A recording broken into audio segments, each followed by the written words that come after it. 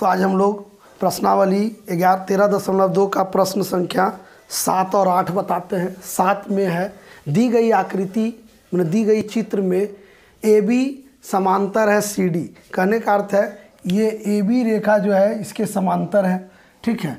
और AEF ये कोण 45 दिया हुआ है। E देखिए E कहाँ है, E G और D ये बाहर वाला कोण 125 दिया है। X और Y का मान ज्ञात करना है। X यहाँ है, Y यहाँ, इसका मान ज्ञात करना है, ठीक है। तो मान कैसे ज्ञात करेंगे? हम लोग जानते हैं कि किसी समांतर रेखा में जब दो समांतर रेखा है, कोई त्रिअक्षीय रेखा काटता है तो एकांतर कोण के युग्म का योग 180 डिग्री होता है। दोनों कोण का जोड़ 180 होता है। तो यहाँ आप देखिएगा कि ये EF त्रिअक्षीय रेखा है और ये 45 और X का जोड़ कितना होना चाहिए? 180 होना चाहिए, क्योंकि एक ही और का कोण है। तो हम लोग लिखेंगे X + 45 डिग्री बराबर 180। कारण इसका लिखेंगे एकांतर कोण युग्म, ठीक है। एकांतर कोण युग्म 100 संपूरक होते हैं। संपूरक लिखिए, संपूरक होते हैं, ये लिखेंगे। तो यहाँ से x बराबर आ जाएगा 180 - 45, यानी कि 180 डिग्री में 45 डिग्री घटा दीजिए। तो घटाइएगा तो 5, यहाँ बचेगा 7 में 4 गया तो 3, 135 डिग्री x का मान आ गया। अब y के लिए आप देखिएगा कि ये EG, अगर EG आप अगर मान लेते हैं कि त्रिअक्षीय रेखा है, ये EG तो ये 125 डिग्री है। तो ये पूरा कोण भी 125 डिग्री होगा। अंतः एकांतर कोण आपस में क्या होता है? बराबर होता है। तो ये पूरा में देखिए 45 + y अगर मिलेगा तो ये पूरा कोण बनेगा। तो हम लोग यहाँ लिखेंगे y + 45 डिग्री बराबर 125, ठीक है। कारण अंतः एकांतर कोण बराबर होता है, ठीक है, होता है।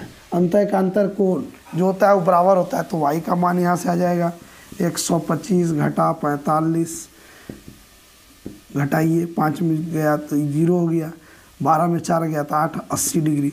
यानी कि क्या देखिए x बराबर आपका आया 135 डिग्री और y का मान आया 80 डिग्री। यही आपका उत्तर है। कोई दिक्कत नहीं होना चाहिए इसमें। अगला प्रश्न लिखते हैं। तो प्रश्न संख्या 8 में दिया है दी गई आकृति में AC समांतर है EF। AC ये जो रेखा है EF के समांतर है, और कह रहा है BD समांतर है FG। BD ये रेखा इसके समांतर है FG के।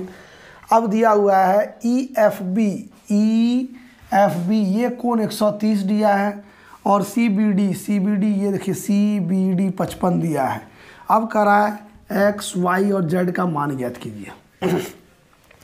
अगर ये रेखा इसके समांतर है, कहने का ये समांतर इसके है, तो ये अंतः कोण का जो युग्म है, ये और ये कोण का युग्म जो है, ये दोनों कोण का जोड़ एक ही, क्योंकि ये समांतर रेखा में कोई त्रिअक्षीय रेखा काटती है तो उसके अंदर का कोण है, अंतः कोण है, इसका युग्म का जो होगा संपूरक होगा।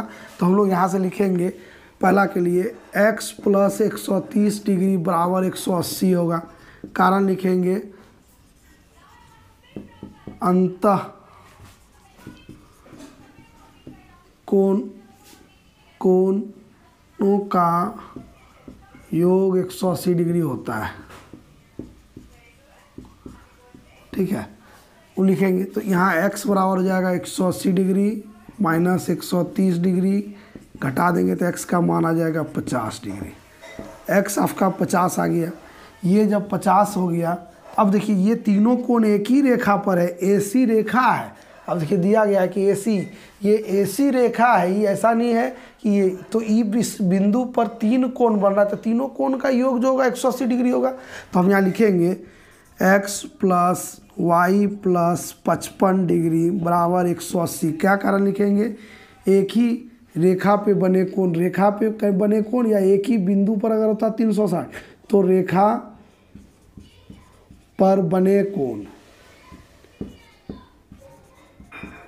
कोण, ठीक है। तो यहाँ x का मान अभी हम 50 निकाले, प्लस y प्लस 55 डिग्री बराबर 180, यानी y प्लस 105 बराबर 180 डिग्री, यानी y का मान हो जाएगा 180 माइनस 105 डिग्री, यानी y का मान हो जाएगा, घटाइएगा तो 75 डिग्री। x का मान निकल गया, y का मान निकाल लिए।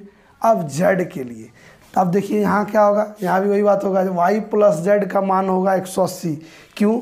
तो तिर्यक छेदी रेखा के एक ही और के कोण है, अंतः कोण युग्म है, तो ये भी समपूरक होगा। तो हम लोग वहाँ से फिर बनाएंगे y प्लस जेड बराबर 180।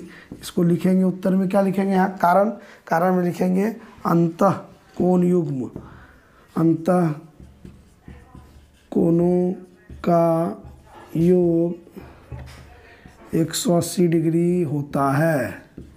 तिर्यक छेदी रेखा के एक ही और के कोण समपूरक होते हैं। इतना बड़ा नहीं लिख के हम लोग इतना भी लिख सकते हैं। तो y का मान अभी हम निकाले 75 डिग्री जोड़ z बराबर 180, यानी कि z बराबर हो जाएगा 180 में 75 आप घटा दीजिए, तो ये आएगा 105 डिग्री, यानी ये दोनों कोण के जोड़ के बराबर ये कोण होगा, यानी z का मान आ गया 105। तब देखिएगा सवाल सब क्या आ गया, x का मान आ गया था 50 डिग्री, y का मान आया 75 डिग्री और z का मान आया आपका 105 डिग्री। तो सब निकल गया x, y, z। तो इस वीडियो में सिर्फ 2 प्रश्न हम बता रहे हैं, 7 और 8। आगे प्रश्न देखने के लिए मेरे चैनल को सब्सक्राइब कीजिए, मेरे साथ बने रहिए। धन्यवाद।